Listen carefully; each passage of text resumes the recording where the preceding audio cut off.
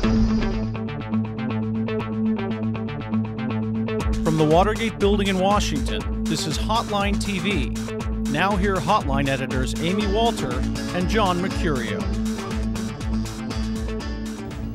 Welcome to Hotline TV, everyone. I'm Nora McAlvanah. And I'm Amy Walter. With a little over a week left before the March 4th primaries, Hillary Clinton, is she getting a little bit desperate? I mean, just a couple days after she told Barack Obama she was honored to be with him on stage in Austin, she seemed to change strategy last weekend, dropping criticisms and sarcastic comments all over the place.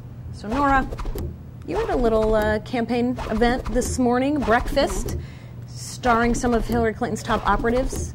Anything you can share with us? Give us some insights. What's going on in that campaign? You know, that breakfast room, or a little room, spoke volumes about what's going on with Hillary now. It's clearly her advisors are still, they're the gang that can't shoot straight. They just cannot develop a strategy that they think works.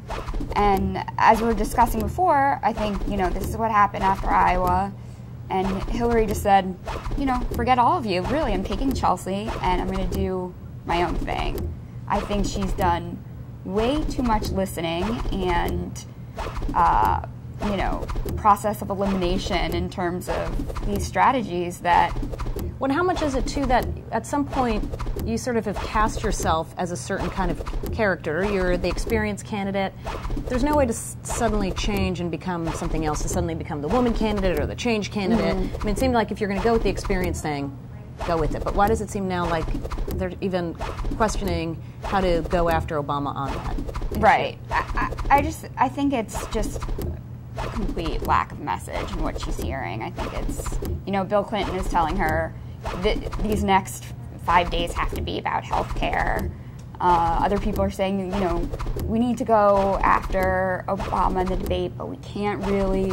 So there's still these, you know, 5 critical days that everyone thinks she should be doing a different thing, you know. So, Amy, is it going to be possible for Hillary to penetrate Obama's shield in any way these next few days? Is there going to be... I mean, you bring up a good point, which is there seems to... The problem, in my mind, is not that Hillary Clinton can't attack, it's that she's been inconsistent in her attack. So there's been no message that seems to have been thought out to go the whole way of the campaign. Right. And that there were also now, I don't know how much of this is just perception or the reality about whether Bill Clinton was freelancing or not. Again, I don't think it was the fact that he went after Barack Obama. It's just that it seemed way out of place and not on the same page as Hillary Clinton or the rest of the campaign. And to me, if you're going to go after Obama, you know, trying to inspire him, that's not going to work. Trying to sort of mock him for lack of experience or for hope-mongering, not going to work. Right. Instead, to go after the very thing that he claims to be able to do, which is be the bipartisan uniter, the guy that can be a leader, and to just come right out with, where were you on Iran? Where have you been in Iraq? All these other folks seem to get together on Gang of 14 and judges and lobbying reform, and you always seem to be on the periphery. You're never in the middle of it. What kind of leadership is that? Now, I know she didn't want to talk about Iran and Iraq early on, fearing that that was going to give her more problems than it was worth, but at this point, yeah, really. I mean, it's now it's too late. I mean, now it seems like it's sort of been cast, and any questions that people have about Obama's abilities. I agree. I think that the next debate in Iowa is her opportunity to say, where were you, you know. You mean in Ohio?